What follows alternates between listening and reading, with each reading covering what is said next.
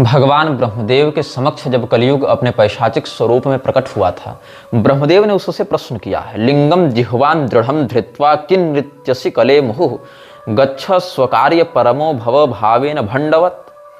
ब्रह्मा जी ने पूछा कि भाई अपने हाथ में लिंग को पकड़कर, जीव को पकड़कर तुम इस प्रकार से क्यों नृत्य कर रहे हो? जाओ अपना कार्य करो, जो तुम्हारा प्रकृति में कर्तव्य है सो तुम करो, यहाँ पर क्या तुम उपस्थित होकर नृत्य कर रहे हो? तो कली क्या कहता है, माम प्रेष सर्वेश सर्वोच्छेद कराकरम निरंकुशम निरानंदम निद्रा कलह वल्लभम परदार परद्रव्य परद्रोह परायणम वंचकम दंभ मात्सर्य भेद प्रिय जनप्रियम एकांत योग संन्यास छलेनोदर पूरका आत्मानं च परम चापि वंचयन्ति मयि प्रभो। अलग अलग प्रकार से अपना जो लक्षण है वो कलयुग ने स्पष्ट किया कि देखिए अभी भी बता दे रहा हूँ, वार्निंग दे रहा हूँ, चेतावनी दे रहा हूँ, हमको मत भेजिए, हमको भेजिएगा तो उपद्रव हो जाएगा। मैं निरंकुश हूँ, आनंद रहित हूँ, मैं लोगों को कलह इत्यादि में प्रेरित करता हूँ, आलस्य में प्रेरित करता हूँ, दूसरे की स्त्री, दूसरे का पैसा, दूसरे की संपत्ति हड़पने के लिए प्रेरित करता हूँ, लोगों को एक दूसरे के प्रति कपट का, दंभ का, ईर्ष्या का व्यवहार करने के लिए मैं प्रेरित करता हूँ, इसीलिए मुझे आप मत भेजिए। तो ब्रह्मा जी कहते हैं, पापात्मानस्त्वयि नराः पुण्यात्मानस् तथोज्झिताः भविष्यन्ति जनाजिरणाः सोद्यमाश्च शुभाशुभे त्वयि ये सावधानाः स्युः पुण्यभारकृतावनाः स्वल्पमायुर्विदित्वा हि करिष्यन्ति स्वकं हितं तेषां तमेव साहाय्यं कुरुस्व मम शासनात्। कलयुग यह बात सत्य है कि तुम्हारे जाने से अधर्म बढ़ेगा, तुम्हारी व्याप्ति से लोगों में कलह, दंभ, पाखंड इत्यादि बढ़ेगा, लेकिन यह भी सत्य है कि तुम्हारे आने से एक अवसर भी लोगों को मिलेगा कि कम से कम समय में जल्दी से जल्दी अपना कल्याण कैसे किया जा सके। बस इसीलिए शॉर्टकट के रूप में तुमको प्रयोग किया जाएगा कि कलयुग में अपेक्षाकृत लघु सत्कर्म भी बड़े सुकृत को जन्म देता है। यहाँ पर भगवत नाम स्मरण से या भगवत उपासना के अल्प प्रयास से भी व्यक्ति शीघ्र मुक्त हो सकता है। ये सब जो है अल्प प्रयास से ही कलयुग में विशिष्ट फल की प्राप्ति, सुकृत की प्राप्ति हो सकती है। इसलिए तुमको जाना चाहिए। तुम्हारे युग में जन्म लेकर भी जो व्यक्ति सावधान रहेंगे, पुण्य के पक्षधर होंगे, पुण्य के धर्ता होंगे, वो भी स्वल्पमायुर्विदित्वा हि करिष्यन्ति स्वकं हितम। तो मैं अपने शत्रुओं से डरता हूं, फिर मैं कैसे स्थापित हो सकता हूं भारत में? ये बताइए। विभेमि शत्रुवर्गेभ्यः स्थितिर्मम सुदुर्लभा यह कृता भारते खंडे कथम यास्यामि तद्वद। कलियुग ने ब्रह्मा जी से पूछा है कि मैं कैसे भारत में अपनी स्थिति को व्याप्त करूंगा, मुझे बड़ा डर लगता है मैं अपने शत्रुओं से। ब्रह्मा जी ने पूछा शत्रु से, के शत्रवस्तव वद किं शत्रुत्वं कृतं च तैः त्वं कालात्मा दुराधर्षो दुर्गेयश्चापि पंडितः। अरे तू तो बड़ा बुद्धिमान है, तू तो बड़ा दुर्धर्ष है, तुम्हें पराजित करना किसी के लिए संभव नहीं, तो तुमको किससे भय लगता है? भारत में तुम्हारा शत्रु कौन है? भारत में किससे तुम्हें भय लगता है? तब कलियुग कहता है, देव देव श्रृणुस्वाद्य शत्रुवर्ग ममानघ उपद्रुतो हम न सुखम प्राप्स्ये निर्दयरहम प्राप्स्ये हम निर्दयरहम। इस प्रकार से कुछ भाव होना चाहिए। यहाँ पर कुछ टंकन दोष हमको लग रहा है। तो भाव है कि मेरे जो शत्रु हैं उनका नाम आप बताइए, जानिए हमारे माध्यम से। क्या क्या? शिव नाम, हरिर नाम, गंगा वाराणसी पुरी, सत्संग दान तीर्थादि कथा विष्णु शिवस्य च।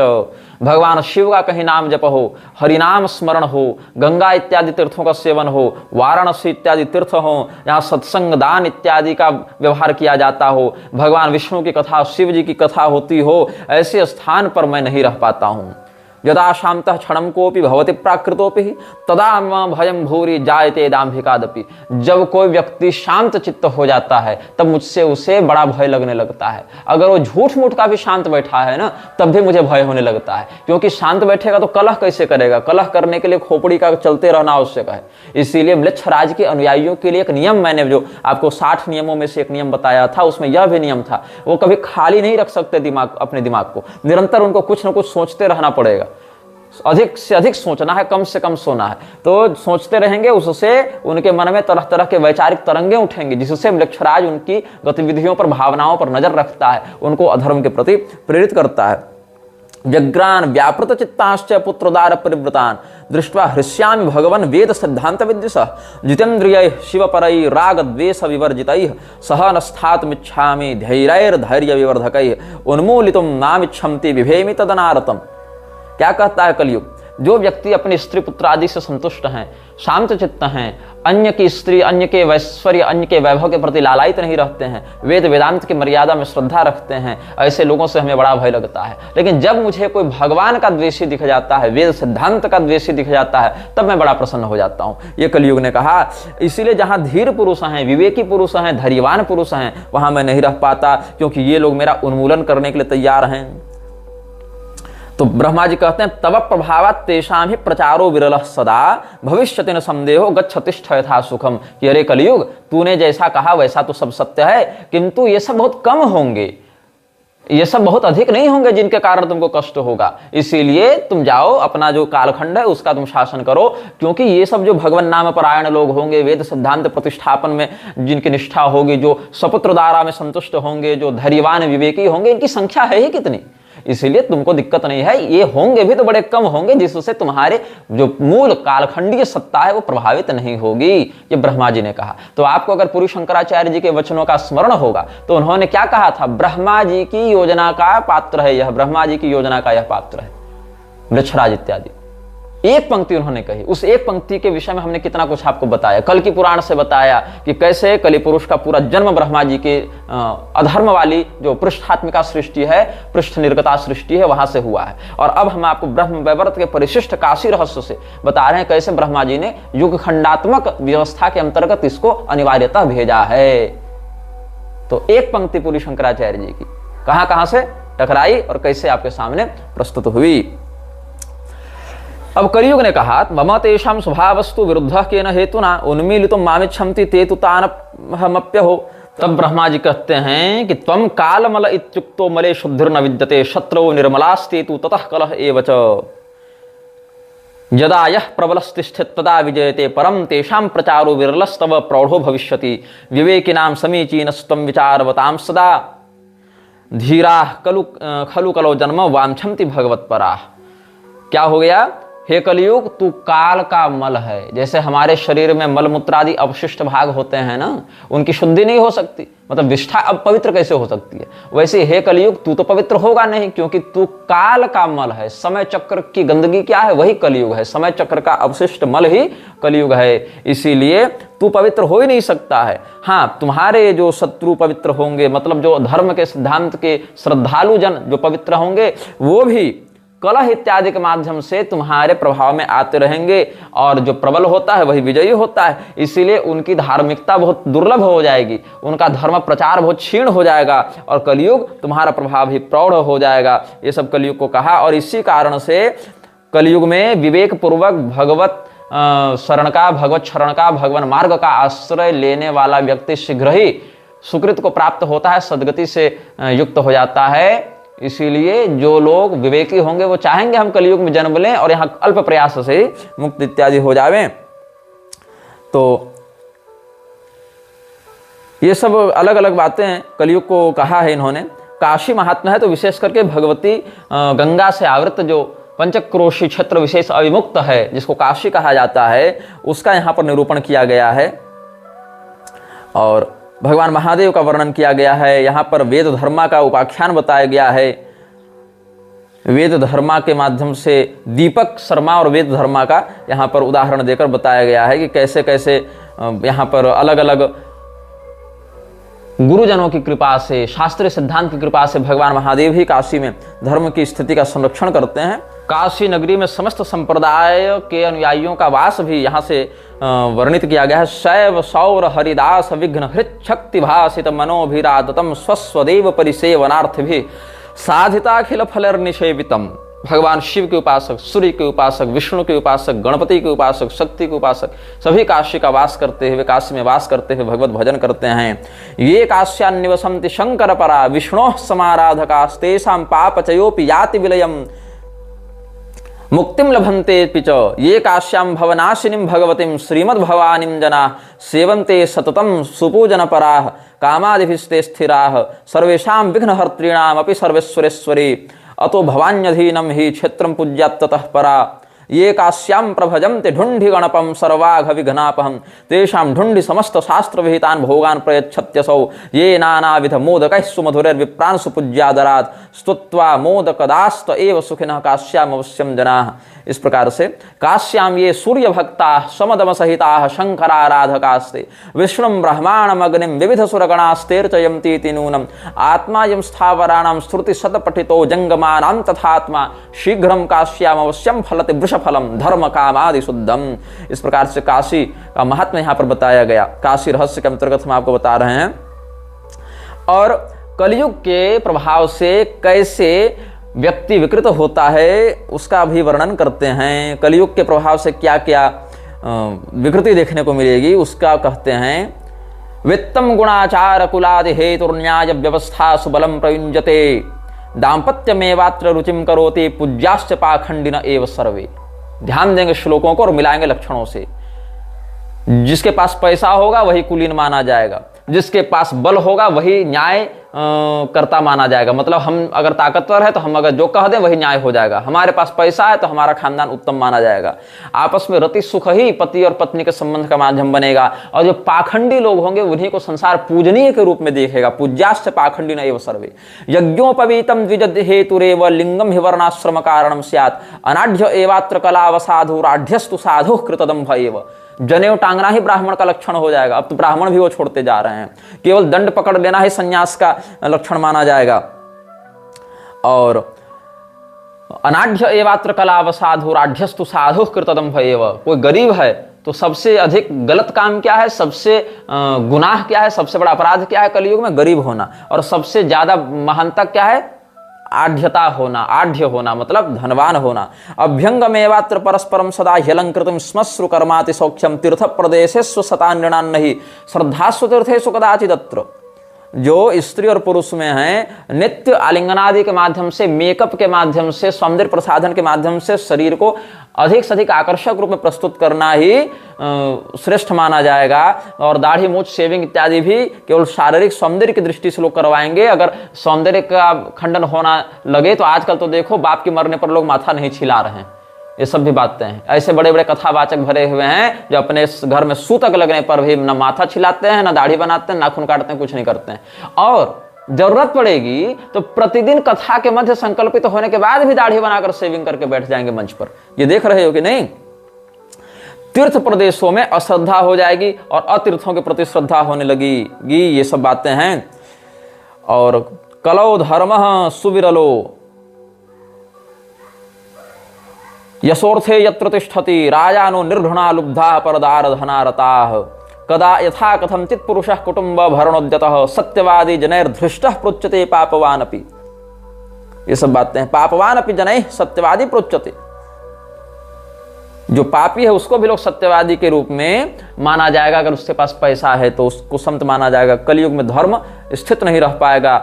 जहां पर यश की प्राप्ति हो, जहां पर पैसे की प्राप्ति हो, वहीं पर लोग धर्म भी करना चाहेंगे। न ब्राह्मणा वेद वेदार्थ निष्ठा प्रतिग्रहार्थ श्रुति धर्म युक्ता प्रतिग्रहार्थम श्रुति धर्म युक्ता। केवल दान लेने के लिए लालायित होकर लोग वेद इत्यादि का अध्ययन करेंगे। वेद वेदार्थ के ऊपर निष्ठा रखकर ब्राह्मण वेद पाठ नहीं करेंगे। विक्रीय कन्याश्च सुतान परस्परम कुलाद्युपेक्षैव विवाह कारण।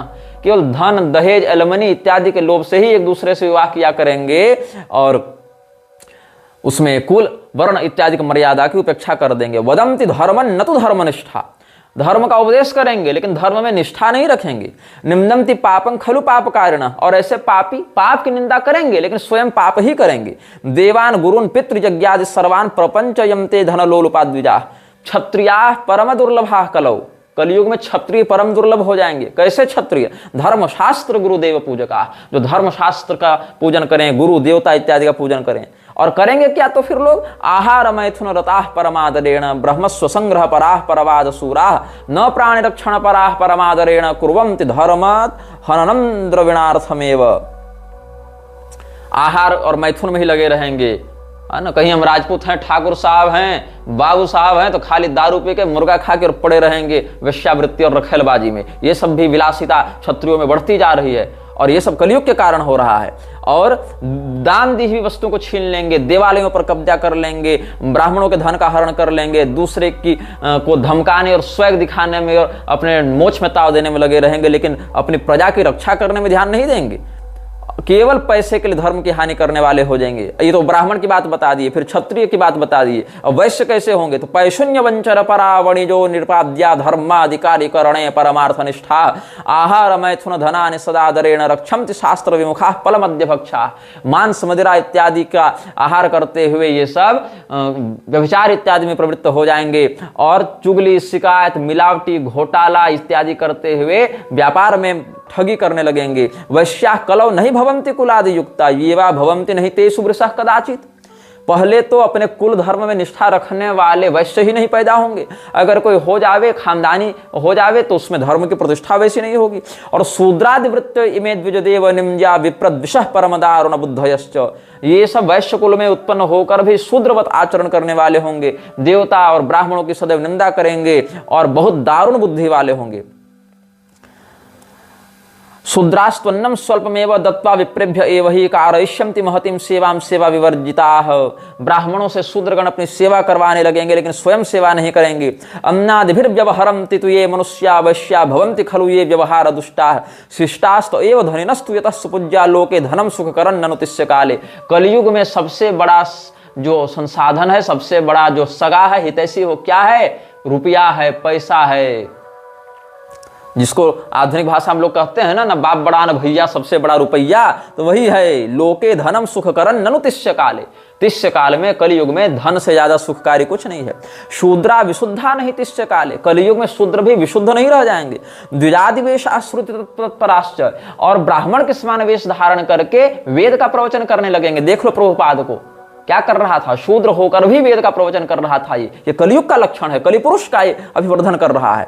द्विजादि वेशाश्रुत तत्पराश्च। अभी रोज तुम पेपर में देखते होगे कि अमुक समुदाय के ST SC OBC को महामंडलेश्वर बनाया गया, जगत गुरु बनाया गया। ये सब कौन करा रहा है? मृच्छराज करवा रहा है, कलयुग को बढ़ाने के लिए करवा रहा है। ये सब कलयुग का लक्षण है। और ये सब कौन है?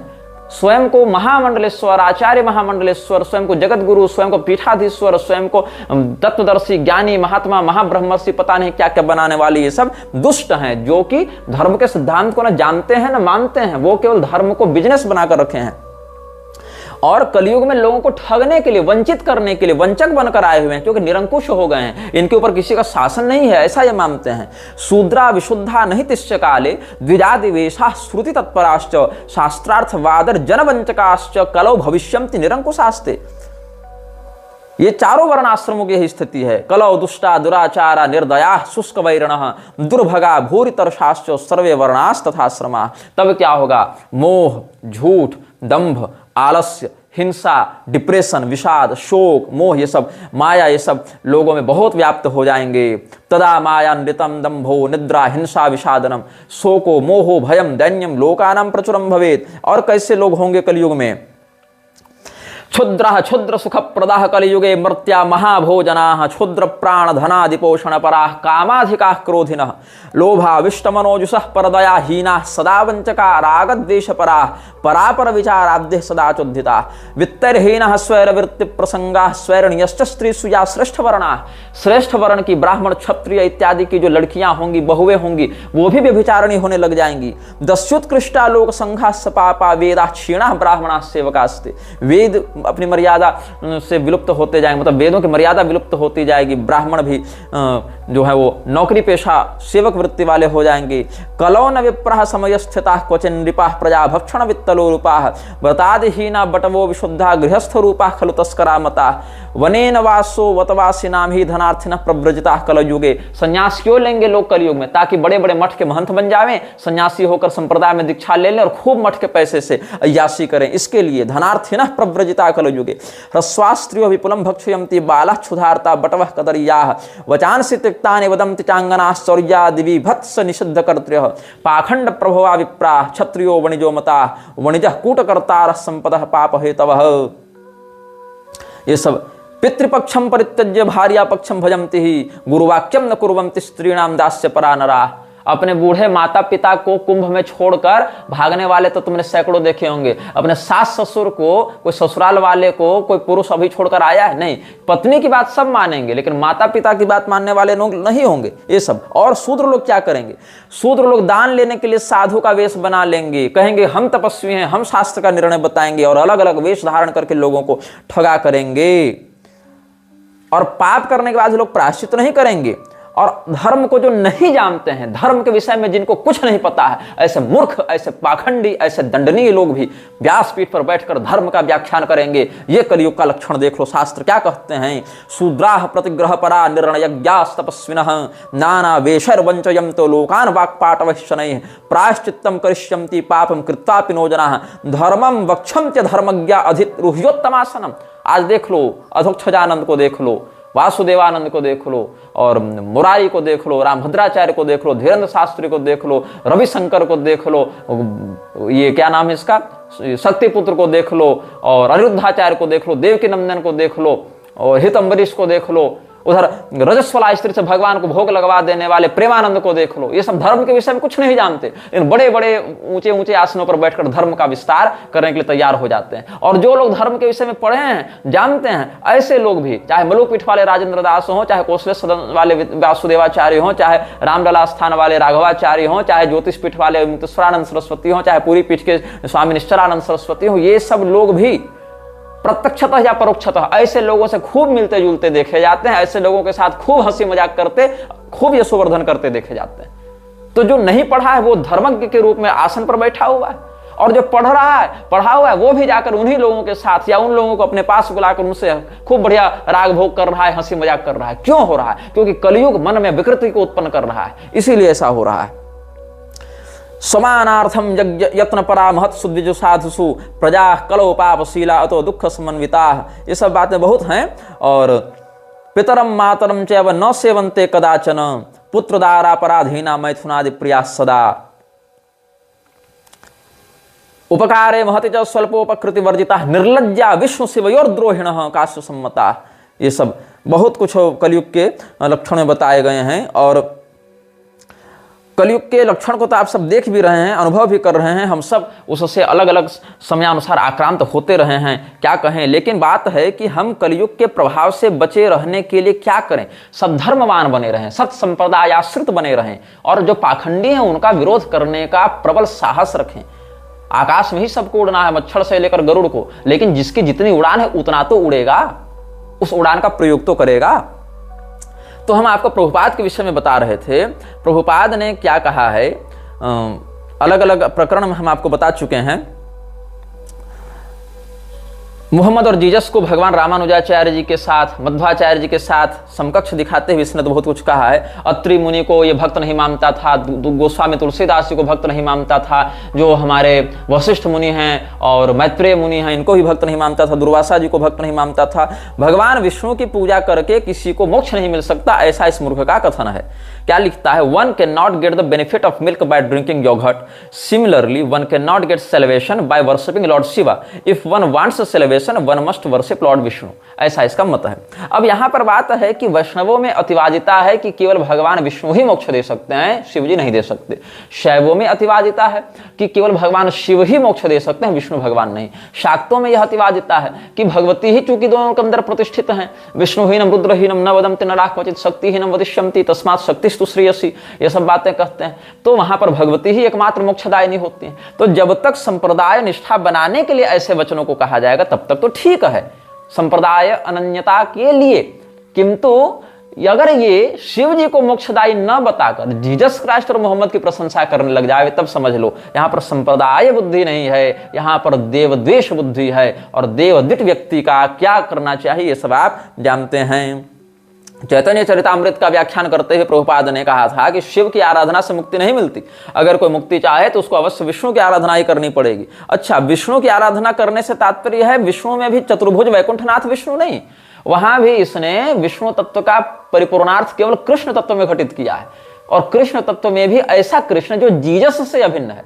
वह वो कृष्ण नहीं जो विष्णु से अभिन्न है, वो कृष्ण नहीं जो राम से अभिन्न है, वो कृष्ण नहीं जो महाभारत में अनेकों बार भगवान महादेव की प्रार्थना और स्तुति कर रहे हैं, अर्जुन को भगवान महादेव का रहस्य बता रहे हैं, वो कृष्ण नहीं। कौन से कृष्ण? तो जो कृष्ण को इसने जीसस से अभिन्न मान रखा है वो। सुचंद्र दास को इसने लंदन से एक चिट्ठी लिखी थी। कब लिखी थी? 8 दिसंबर 1969 को, 1969 दिसंबर 8 सुचंद्र को इसने चिट्ठी लिखी थी। क्या लिखता है उस चिट्ठी में? वो चिट्ठी मेरे पास है। उसमें लिखता है, जब सुचंद्र ने पूछा था कि जीसस क्राइस्ट और कृष्ण में क्या अंतर है, उसका उत्तर देते हुए कहता है, you have asked to know what is the difference between Jesus Christ and Krishna, that we have several times explained in many meetings that Krishna is God and Jesus Christ is the son of God, and as there is no difference between father and son, so there is no difference between Krishna and Lord Jesus, but still the son is never equal to father। ये इसने कहा है कि कृष्ण भगवान ईश्वर हैं और Jesus Christ क्या है? ईश पुत्र हैं, ईसा मसीह हैं, तो सन ऑफ गॉड हैं, इसीलिए वो होली फादर, ये होली सन, इसीलिए पिता और पुत्र में कोई भेद नहीं होता। हालांकि इस स्थिति में भी पुत्र पूर्णतः पिता के बराबर नहीं हो सकता, ये बात इसने अंत में कही। लेकिन इस बात को भी कैसे इसने डिप्लोमेटिकली प्रस्तुत किया, इसकी हम पोल आगे खोलेंगे। क्योंकि 12 अप्रैल 1967 में मिस्टर डैम्बर्ग्स को इसने न्यूयॉर्क से एक चिट्ठी लिखी थी। कब लिखी थी? 12 अप्रैल 1967 को। किसने लिखी थी? प्रभुपाद ने। किसको लिखी थी? मिस्टर डैम्बर्ग्स को। कहां से लिखी थी? न्यूयॉर्क से लिखी थी। सारा डिटेल बताते जा रहा हूं, क्रॉस वेरीफाई कर सकते हो। जीसस क्राइस्ट को स्वयं का ये मालिक, स्वयं को जीसस क्राइस्ट का ये सर्वेंट बताता था। कौन? प्रभुपाद। अब भगवान कृष्ण का दास हूं, हम इस भाव से जो भगवान कृष्ण की शरणागति ग्रहण करे।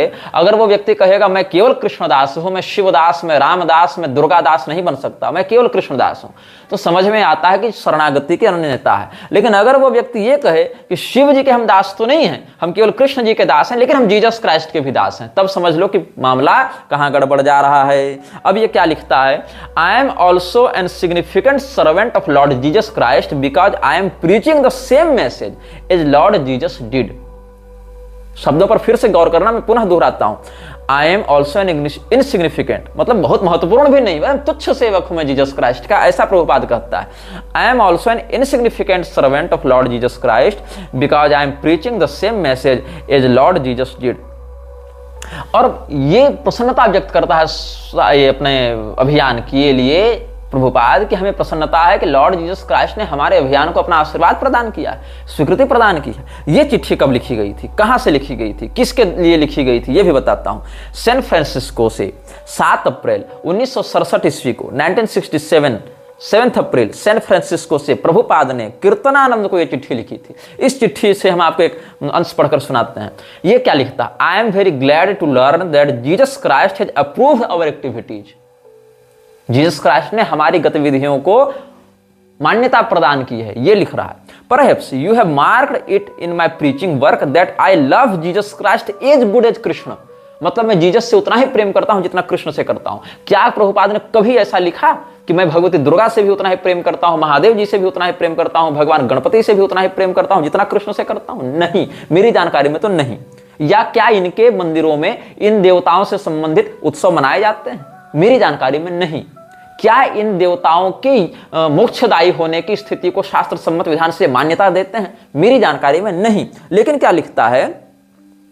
I am very glad to learn that Lord Jesus has approved our activities. Perhaps you have marked it in my preaching work that I loved Lord Jesus Christ as good as Krishna because he rendered the greatest service to Krishna according to time, circumstances and society in which he appeared. Similarly, Hazrat Muhammad and Lord Buddha also rendered greatest service to the human society according to circumstances। मतलब इसके लिए मानवीय सभ्यता में पैगंबर ने बहुत महत्वपूर्ण योगदान दिया था, महानतम योगदान दिया था। किसके कथन के अनुसार? प्रभुपाद के कथन के अनुसार। तो क्या लिखता है?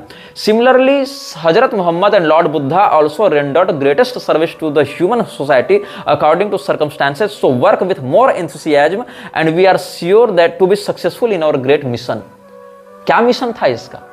वही कि वृंदावन में बैठकर ये कह रहा था कि हम तलवार लेकर सैनिकों के साथ जाएंगे और जो व्यक्ति कृष्ण को नहीं मानता उसका गला काट देंगे और फिर उसको कहेंगे कि तू घर में क्यों बैठा हुआ है, तू जा यहां पर ये काम कर। जो व्यक्ति भगवान कृष्ण को नहीं मानेगा उसका गला काट देंगे, लेकिन भगवान कृष्ण को तो हम महाभारत के अनुसार और पद्म पुराण के अनुसार, शिव पुराण के अनुसार, वेदों के अनुसार, स्मृतियों के अनुसार भी मान सकते हैं। लेकिन नहीं, ये क्या कहते हैं कि लॉर्ड जीसस क्राइस्ट और कृष्ण वाले संबंध से जो हम दिखाना चाह रहे हैं उससे मानो, नहीं मानोगे तो गला काट देंगे। और वैसे ही काटेंगे जैसे कुरान का आश्रय लेकर मुसलमानों ने सबका वध करना प्रारंभ किया है, सबकी हत्याएं की हैं, उस प्रकार से ये कहता है।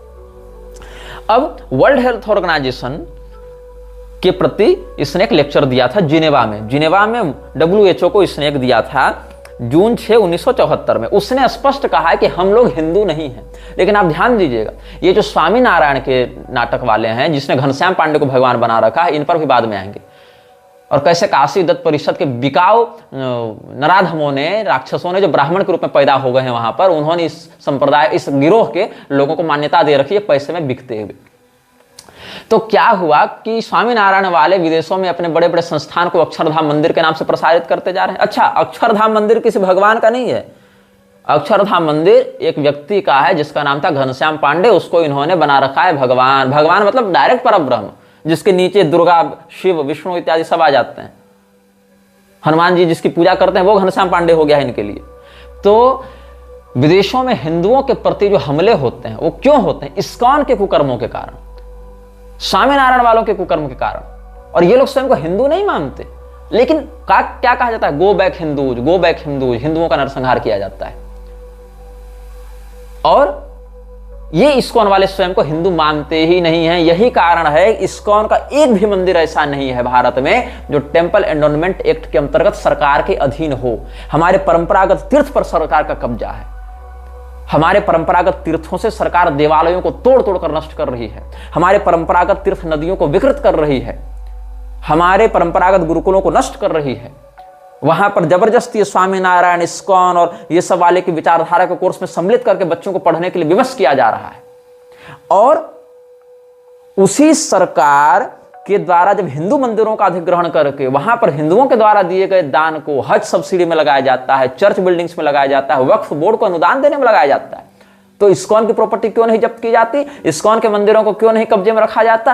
क्योंकि इस्कॉन स्वयं को हिंदू नहीं मानता है। इसीलिए हिंदू टेंपल एंडोनमेंट एक्ट के अंतर्गत इस्कॉन के मंदिर सरकार अधिग्रहित नहीं करती है, क्योंकि इस्कॉन खुद को हिंदू नहीं मानता। इस्कॉन खुद को हिंदू नहीं मानता, इस्कॉन खुद को इस्कॉन मानता है। वो एक अलग कल्ट है। और तुम लोग को लगता है कि इस्कॉन विदेश में हिंदू धर्म का प्रचार कर रहा है। सुन लो, जिनेवा में वर्ल्ड हेल्थ ऑर्गेनाइजेशन के सामने 6 जून 1974 को प्रभुपाद ने क्या कहा था? The so called Hindu Dharma is a gift of the Mohammedans. We don't find the word Hindu in any Vedic scripture. This Hindu word has came from Mohammedan countries. और देख लो, Hong Kong में 20 अप्रैल 1972 को इसने जो लेक्चर दिया था, इस घटना से 2 साल पहले, वहां भी कहता था Hindu is a foreign name given by the Mohammedans. और सुनो, 14 मई 1969 को जो लेक्चर इसने कोलंबस में दिया था, वहां पर क्या कहता है? द वैदिक conception is varnashrama dharma. The Hindu term is not found in any Vedic literature. It is a name given by the Mohammedans so far I know. और आगे क्या कहता है? यही सब बातें हैं। और ये जो इस्कॉन की मानसिकता है कि हिंदू हम नहीं हैं, हिंदू हम नहीं हैं, उसके विरुद्ध जो है हम आपको बताएं, गर्व से कहो हम हिंदू हैं, इस प्रकार का एक निबंध ग्रंथ है। करपात्री स्वामी जी के भी कुछ उसमें निबंध हैं और कुछ पुरी के शंकराचार्य जी के भी हैं। उसमें ये कालिका पुराण और सांगधर पद्धति का आश्रय लेकर बताते हैं, बलिना कलिना छम्ने धर्मे कवलिते कलो यवनै रवनिक क्रांता हिंदवो विंध्यमाविशन। काले न बलिना नूनम धर्म कलिते कलो यवनैर घोरमाक्रांता हिंदवो विंध्यमाविशन। यवनै रवनिक क्रांता हिंदवो विंध्यमाविशन बलिना वेद मार्गोयम कलिना कवलिकृतः। इस प्रकार के श्लोकों का उन्होंने प्रमाण दिया है। हाँ, ये श्लोक वर्तमान में कालिका पुराण की प्रचलित प्रति में प्राप्त नहीं होते हैं उस रूप में, किंतु प्राचीनतम ग्रंथों में इनका संदर्भ प्राप्त होता है। इसलिए समझना चाहिए कि ये परिशिष्टादि में भी या बृहत्तर संस्करण आदि में भी प्राप्त होते होंगे। तो यहां पर ये स के स्थान पर ह का प्रयोग कैसे होता है? सिंधु स्थानमिति ज्ञेयम राष्ट्रमार्यस्य चोत्तमम, इस प्रकार से भविष्य पुराण के वचनों से बताते हैं। और वृद्ध स्मृति का वचन जो हम पहले इसी लक्षराज श्रृंखला के अंतर्गत अनुभागों में बता चुके हैं, हिंसया दूयते यश्च सदाचार सुतत्परः वेद गो प्रतिमा सेवी स हिंदू मुख शब्द भाग, इस प्रकार से कहते हैं। और भविष्य पुराण के प्रतिसर्ग पर्व के प्रथम खंड में सप्त सिंधुस्तथय वच सप्त हिंदुर्यावनी च, ये सब का प्रयोग किया गया है।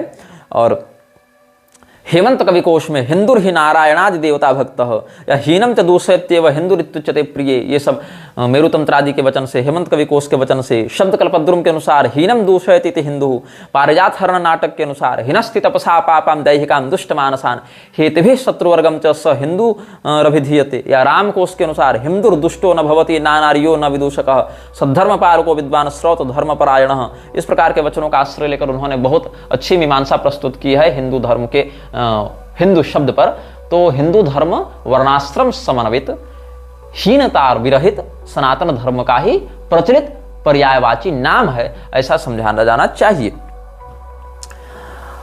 अब ये जो प्रभुपाद की हम आपको बात बता रहे थे, प्रभुपाद के ही अनुयायी अमोघ लीला प्रभु ने जो अनटोल्ड रामायण सीरीज निकाली थी, उसके पहले ही वीडियो में अनटोल्ड रामायण पार्ट 1 में, जहां वो कहता है कौन से रामायण पढ़े, वहां इसने कहा गोस्वामी तुलसीदास जी के रामायण मत पढ़ो। क्यों? आप उसको देखेंगे 3.5 मिनट के बाद से। वहां कहता है कि गोस्वामी जी ने और श्रीधराचार्य जी ने ब्राह्मणों को संतुष्ट करने के लिए वर्णाश्रम धर्म और अद्वैत का प्रतिपादन किया, जो कि उनको नहीं करना चाहिए था इसके अनुसार, और इसीलिए वो प्योर वैष्णव नहीं है, वो प्योर विष्णु भक्त नहीं है, और वो मायावादी टच में आ गए थे। और गोस्वामी जी भृगुवंशी थे, भृगु जी ने लात मारी थी विष्णु भगवान के सीने पर, इसीलिए हम गोस्वामी जी के रामचरितमानस नहीं पढ़ेंगे। रामचरितमानस जिसके कारण घर घर में भगवान श्री रामचंद्र जी की कथा व्याप्त हो गई, घर घर में लोग उसका हर जाति वर्ग में पाठ करने लगे, उसका ये विरोध कर रहा है। कौन? अमोघ लीला प्रभु।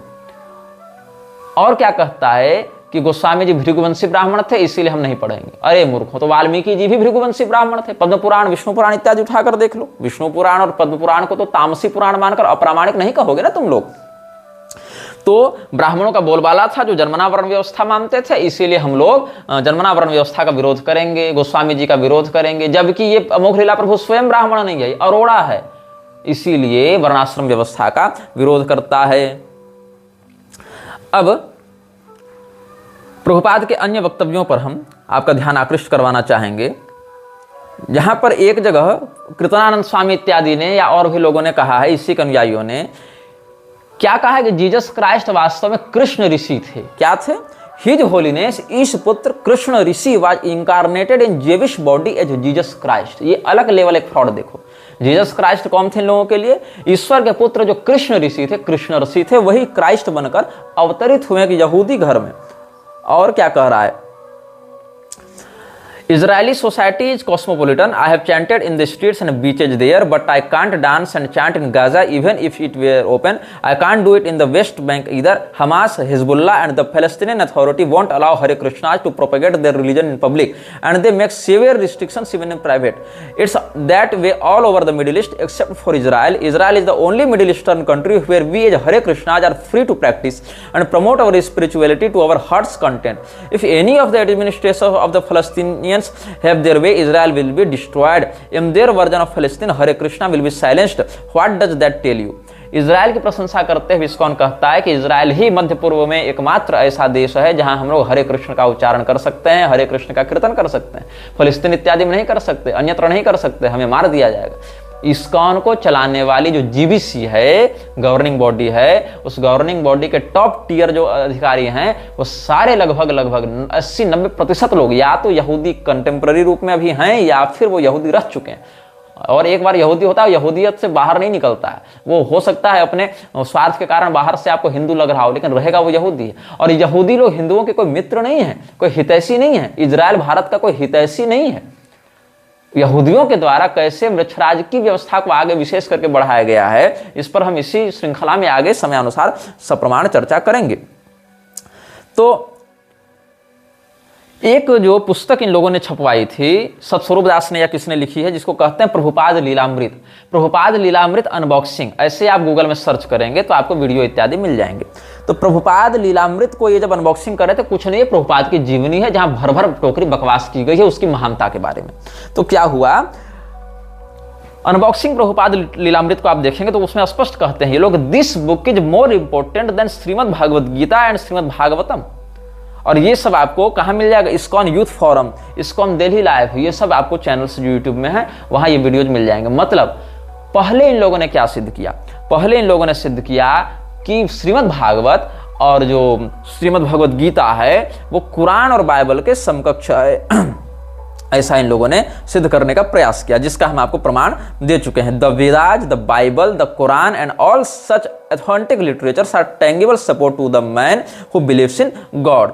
या फिर ये तो 1956 में लेक्चर दिया था, और न्यूयॉर्क वाला लेक्चर क्या कहता है, shrutayah means revealed scriptures, just like in the world there are many revealed scriptures, there are Vedas, Puranas, the Bible, the Quran. ये सब इसने कहा था, मतलब ये सब जो हैं वो इसके लिए एक ही ग्रंथ हैं। वेद, पुराण, कुरान, बाइबल इत्यादि में इसके लिए, प्रभुपाद के लिए कोई अंतर नहीं है, ये सब ये कहना चाह रहा है।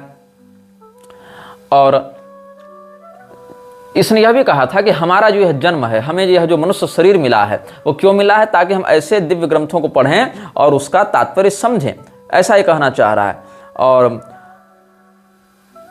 कोई इनमें कोई अंतर नहीं है, ऐसा भी कहना चाह रहा है। We have got this opportunity, San Francisco में ही 13 मार्च 1967 में लेक्चर दिया था प्रभुपाद ने। भागवत का प्रवचन करते हुए क्या कहता है, we have got this opportunity, this human form of life with sense, so that we can understand the Shrimad Bhagavatam, Bhagavad Gita और बाइबल और Quran, these are meant for civilised human society, ऐसा प्रभुपाद ने कहा है।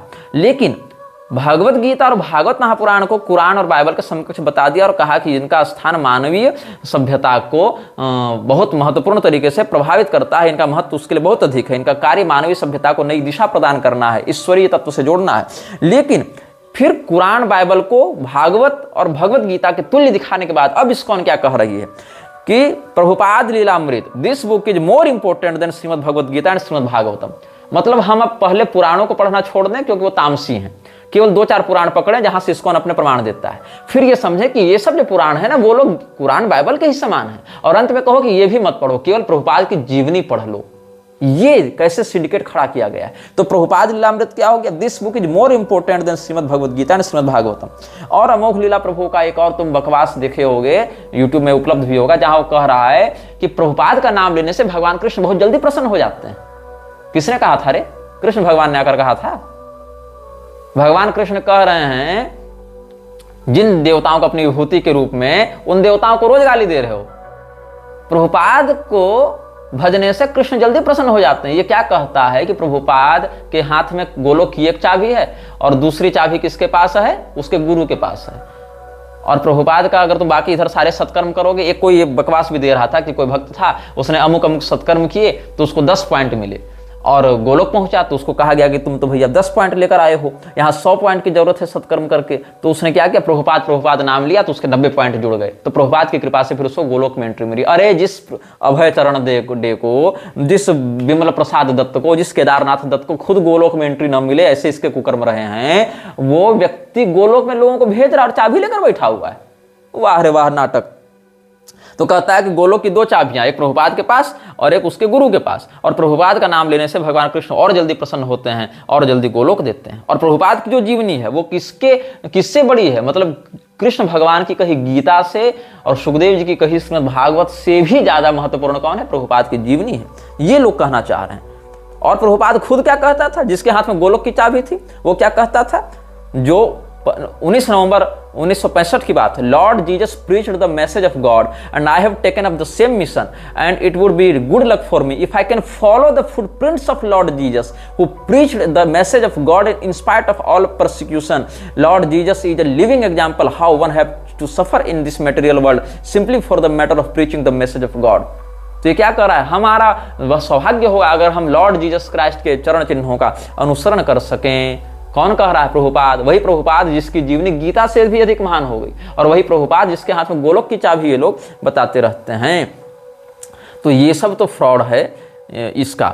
अब देखो, इसके अनुसार जो क्राइस्ट शब्द है वो ग्रीक शब्द क्रिस्टोस से निकला है, और क्रिस्टोस शब्द कृष्ण का अपभ्रंश है। कैसे, इसको कुछ होश नहीं, बस इसने कह दिया, इसके अनुयायियों ने मान लिया। तो एक फोरम में पढ़ रहा था, इस्कॉन के अनुयायी कैसे इन बातों को आंख कान मूंद कर विश्वास कर लेते हैं। तो ये देखो, इस्कॉन के टेम्पल्स में तुमको प्रभुपाद की मूर्ति मिलेगी, लेकिन गणेश जी की मूर्ति नहीं मिलेगी, शिव जी की मूर्ति नहीं मिलेगी, क्योंकि ये लोग अपूज्य हैं इनके लिए। लेकिन प्रभुपाद की बड़ी सुंदर पूजा होती रहनी चाहिए, प्रभुपाद के चेलों की पूजा होती रहनी चाहिए। प्रभुपाद तो देवता के समान राग भोग रोज उसका लगेगा, लेकिन गणेश जी की और दुर्गा जी की और विष्णु भगवान की, या ये जो शिव जी हैं या सूर्यदेव हैं, उनकी पूजा नहीं कर सकते हैं ये लोग, प्रभुपाद की पूजा करेंगे। तो एक यूजर ने लिखा था, इस्कॉन से पूछा था कि sorry, but where is your Vedic scriptural statement that Christ become Christos and then Christ. क्योंकि इसने कहा था ना हिंदू शब्द हमें वेदों में नहीं मिला है, इसीलिए हम खुद को हिंदू नहीं मानते। ठीक है भैया, नहीं मानते, लेकिन वेदों में यह भी तो नहीं मिला है कि क्राइस्ट शब्द कृष्ण से निकला है। इसका क्या वैदिक प्रमाण है तुम्हारे पास? तो पूछता है एक यूजर, ये कन्वर्सेशन था 26 जुलाई 2018 का। Sorry but where is your Vedic scriptural statement that Christ become Christos and then Christ as you state spiritual master speaks nothing more than what he heard and where is the historical proof also. तो मधुद्विष दास ने क्या इसको उत्तर दिया है, जो कि ISKCON का एक प्रवक्ता है, मधुद्विष दास ने कहा है कि प्रूफ क्या है? प्रभुपाद ने कहा है, यही प्रूफ है। The proof is Srila Prabhupada said this. Srila Prabhupada is a pure devotee of Krishna, none different from Krishna. So that is the Vedic scriptural statement you are looking for. देख रहे हो थे मधुद्विष दास ने ये उत्तर दिया था। कब दिया था? 4 अगस्त 2018 को रात को 8:17 में। ये मैंने आपको सारा रिकॉर्ड बताया, क्रॉस वेरीफाई भी आप कर सकते हैं कि कृष्ण शब्द ही क्रिस्टोस बना, वही क्राइस्ट बना, इसलिए जीसस और कृष्ण एक हैं। ये वेद में कहां लिखा है? बोले वेद में क्या, हमारे श्रील प्रभुपाद ने कहा, यही वैदिक प्रमाण है। अच्छा, क्यों? क्योंकि श्रील प्रभुपाद जो है कृष्ण भगवान के प्योर डेवोटी हैं, और प्योर डेवोटी भगवान से अभिन्न हो जाता है। मे मतम ज्ञानी तात्म्य मे मतम, तो ज्ञानी सर्वोच्च भक्त और प्रभुपाद से बड़ा ज्ञानी बड़ा भक्त कौन? इसलिए वो कृष्ण भगवान से अभिन्न हो गया। इसीलिए हमारे प्रभुपाद ने जो कहा वही वेद प्रमाण है। ये देख रहे हो इन लोगों की थेथरे, यही वेद प्रमाण हो गया इनके लिए। मतलब अगर हम कहीं धर्मशास्त्र से कोई बात दिखावें तो कहेंगे नहीं नहीं ये तो प्रक्षिप्त है, ये तो तामसी, हम इसको नहीं मानते, ये सब मायावादी है। अच्छा, अगर इनसे पूछो तुम ही बता दो तुम जो कह रहे हो उसका क्या प्रमाण है, तो नहीं नहीं हमारे प्रभुपाद ने कह दिया ना वही प्रमाण है, क्योंकि वो तो परम भक्त हैं भगवान के।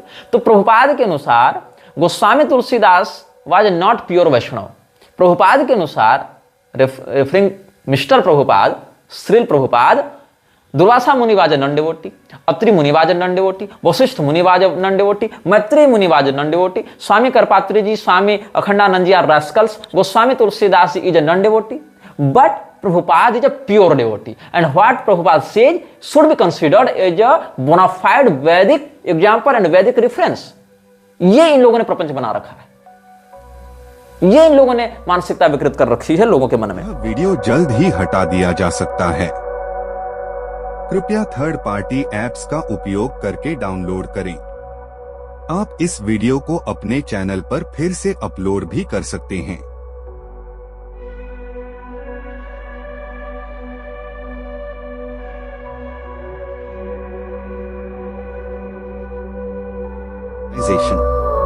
This video may get deleted soon. Please download using third-party apps. You may also re-upload this video on your channels. Thank you.